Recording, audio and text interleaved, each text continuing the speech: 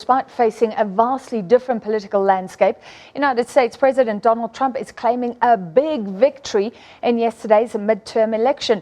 He's taken to Twitter to claim a tremendous success, with Republicans picking up several key seats to solidify their hold on the Senate, while Democrats regain control of the House of Representatives.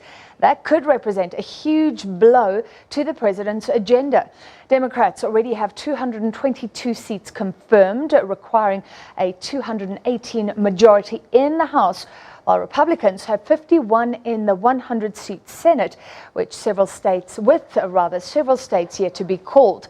That could spell trouble for the Trump administration, as Democrats now have the power to provide oversight over his administration, including subpoena power. Let's take a look.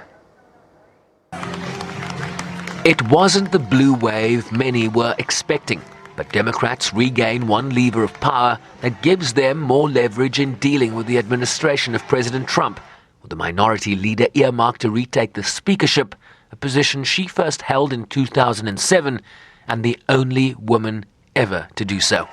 In stark contrast to the GOP Congress, the Democratic Congress will be led with transparency and openness,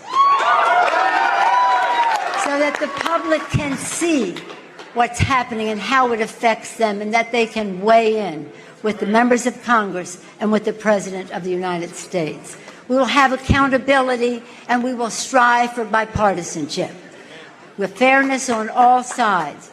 We will have a responsibility to find our common ground where we can, stand our ground where we can't, but we must try. Suffered key incumbent losses in Senate races in Missouri, North Dakota and Indiana, rural states where President Trump remains popular, and were unable to shift Republican holds on Senate seats in Texas and Arizona. In Florida, the Senate race remains too close to call, with Democrat incumbent Bill Nelson hanging on by a thread, giving the president enough ammunition to claim victory in this election. Twitter about not being given enough credit, and sent a warning shot to Democrats that if they're planning on wasting taxpayer money by investigating Republicans, then his party would be forced to return the favor in the Senate. After a night in which a record number of women won election to Congress.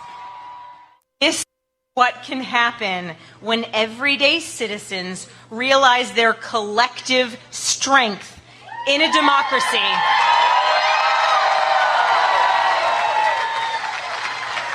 And when they join with their neighbors to stand up for what they believe in, and they use their voices at the polls. I am grateful. Thank you. Democrats also suffered emotional losses in Texas, where insurgent Beto O'Rourke failed to unseat Ted Cruz, and in Florida, where Andrew Gillum fell short in his quest to become the state's first black governor. Other than serving our nation in uniform, the opportunity to serve as the 46th governor of the great state of Florida is the greatest professional honor of my life. Georgia, the project to elect the country's first black woman governor, hangs in the balance. To be counted. There are voices that were waiting to be heard. Across our state, folks are opening up the dreams of voters in absentee ballots, and we believe our chance for a stronger Georgia is just within reach. But we cannot seize it until all voices are heard. To remain outstanding, but the die in this election has largely been cast. Sherman Bryce, SABC News, New York.